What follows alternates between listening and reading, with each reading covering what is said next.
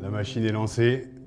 Je suis pas ici pour vous donner des leçons, à vous les jeunes, on y a tout ça, mais je vais vous raconter un moment de vie, enfin 32 ans de vie, qui ont été assez particulières pour moi.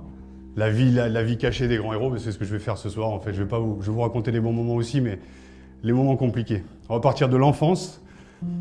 J'ai 3 ans, je soulève le canapé du salon, je fous le chat dans le feu. À 6 ans, 7 ans, mon père me dit il va peut-être falloir le cadrer un petit peu. Il me met au rugby après avoir fait du judo, après avoir fait du ping-pong. Bon, ben, je fais mes armes, j'arrive 14 piges, je continue le rugby, tout se passe bien. Je me fais dépuceler au fond de mon jardin à 15 ans en 5 minutes chrono. Enfin 5 minutes après, dans le rugby on va dire 10. Je suis à 3 mois de passer mon bac, et puis là, je suis dans le fond de mon jardin, et je suis la tête plongée dans mon bécherel en train de m'endormir. Et mon père vient me voir et me dit bah, écoute, il y a le Stade Français qui vient de t'appeler, qui vient nous appeler, ils aimeraient bien te voir pour faire des essais. Et pour moi, Paris, c'est quoi? C'est pas le Stade Français parce que je connais rien au rugby à part les tournois des 5 nations. Je me retrouve à faire un match Canterbury avec les espoirs et tout ça, avec ma catégorie, les Réchelles, les espoirs et quelques espoirs du stade. Et là, il y a cette épaule-là qui pète. Et là, c'est le début. Je me retrouve avec la coiffe des rotateurs pétée, le truc qui arrive jamais à personne, sauf à moi. La coiffe des rotateurs. Pas du tout lucide sur ce qui m'arrive, mais il faut du mental. Je suis un putain de champion, il faut avancer. Et ben, je vais avancer, ça va aller. Donc je reviens au mois d'avril, et là, on me met dans ma vraie catégorie, la catégorie Réchelle. Et en fait, le ballon se bloque sous mon bras, et là, il y a 2 mecs qui me tombent sur le rable, et là, j'ai l'épaule qui pète. Et là, ben, je repars sur une opération avec une vis, des écrous. La finale, le 14 juillet 2000, et moi, je suis en costard. Et première finale loupée, je suis en larmes. Je devrais être remplaçant avec les Blacks à Marseille, contre les Blacks à Marseille. Et là, je suis au bord de la péritonite, en fait. La péritonite, c'est l'appendicite qui est prêt à exploser. Ben, j'ai pas eu le temps de taper, j'ai pris 2 piliers. La nuit, je pisse du sang, je suis pas bien. Et le lendemain après-midi, je fais une échographie, et là, il y en a une qui a explosé en 3. Donc là, c'est là pas pareil. Mais il faut du mental, donc je me fais quand même opérer, ablation. Puis t'as tes potes autour, là, tu vois, le syndrome de la virilité dans le rugby. Il y a les nanas, il y a la voiture de sport, il y a un petit peu tout ce qui fait rêver. Je joue en première, ça se passe bien, j'ai 22 ans. Voilà, ce serait un petit peu la cerise sur le gâteau dont vous rêvez peut-être ou vous fantasmez. Voilà, les voitures, ça ne sert pas à choper. Voilà, c'est juste pour essayer de désacraliser un petit peu le bordel. On a là, fracture en biseau et en vriant du bras, et puis il y a le nerf radial en fait qui irradie tout le bras, qui est touché à 80%, et je ne rejouerai pas au rugby. Ben, j'accuse le coup parce que je viens de donner 7 ans, j'ai essayé une couille, un genou, un bras, 2 épaules, des chevilles un peu éclatées. Ben, c'est pas grave, je vais être comédien. Arrive un casting pour Mary Stuart avec Isabelle Adjani, et il cherchait un apprenti bourreau muet en 1600. Et 3 mois plus tard, je me retrouve avec rien, en train de faire du vélo, encore, je sais pas après quoi je cours. Lorenzetti me fait confiance, il me fait signer un contrat à 5000.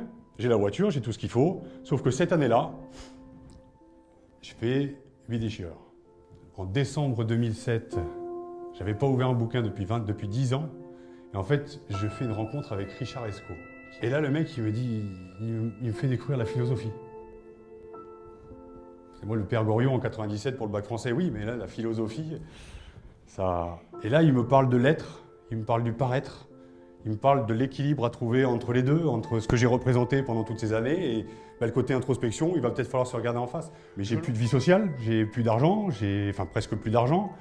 Et puis je sais pas qui je suis, la sécu je connais pas, la mutuelle encore moins. C'est des trucs pas du tout connectés à la réalité.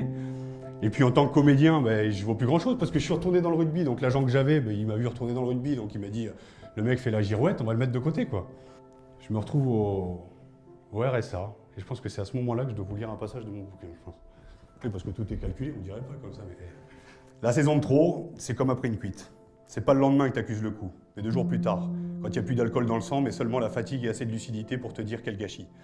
La saison la plus dure, c'est pas la dernière, c'est celle qui suit. Et puis d'un coup, il y a la solitude et les névroses qui s'installent, il y a le goût du sang, de la mort, de la gerbe dans la gorge, je sais plus qui j'étais, je sais plus ce que je deviens, je me fais peur. Et la folie qui me guette, et j'ose plus sortir de chez moi depuis des semaines, depuis des mois, et j'erre dans mon appartement à contre-courant. C'est un peu le vestige d'un combat acharné entre une âme d'enfant qui veut pas mourir et un corps de grand, enfin, une espèce de déséquilibre entre ce que je suis à l'intérieur et ce que les gens voient de moi. Et puis plutôt que de me regarder en face, parce que je continue mon introspection à travers la philosophie, à travers la psychologie, mais je me perds dans les méandres de ce que la religion appelle l'enfer. Et j'ai compris à travers les exercices, à travers des voyages du héros, essayer de comprendre ce qu'on appelle les croyances limitantes. Les croyances limitantes, c'est ce qui nous empêche d'aller vers nos objectifs pour qu'on se pète. Et moi, j'ai découvert que mes croyances limitantes, c'était le rapport que j'avais avec mes parents. Et j'ai fait le bilan. Je suis pas à la fin de ma vie, je suis juste au début, aux prémices de ma deuxième vie olympique. Et il me parlait de Marc Session. Mais Marc Session, il a tué sa femme, mais c'est l'exemple type de ce qui arrive dans le rugby. Pas de tuer sa femme obligatoirement. J'ai failli le faire, mais voilà, je l'ai fait. Mais il l'a fait, il a été au bout du bout pour montrer ses secrets d'alarme, pour dire l'importance de l'individu avant la carrière, pendant la carrière et après la carrière. Putain, on est humain, bordel.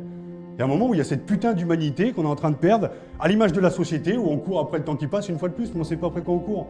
La symbolique au milieu, c'est l'humain. S'il y a un message à faire passer, pas d'honneur de leçon, mais juste de dire voilà, il y a un moment où, putain, la société, si elle veut changer aujourd'hui, parce que le sport, il est à l'image de la société selon moi. Avec la société, on va dans le non-sens à force de cette espèce de consumérisme. Et je suis ici en tant que responsable de ma vie, parce que je vous ai fait fantasmer à travers les calendriers une espèce d'idéal masculin, parce que j'ai fait les calendriers, parce qu'il y avait l'époque Bangers, qu'il y avait le Stade français. Alors on dit toujours le Stade français, ça a popularisé. C'était énorme. On avait un groupe énorme, on a cassé le cul à la France entière. Très bien, mais ça a duré un temps. Sauf que derrière, l'effet pervers, vous le prenez en pleine tronche et c'est votre génération aujourd'hui qui fantasme. Et aujourd'hui, je suis là juste pour vous dire de passer du fantasme au rêve et de la réalité.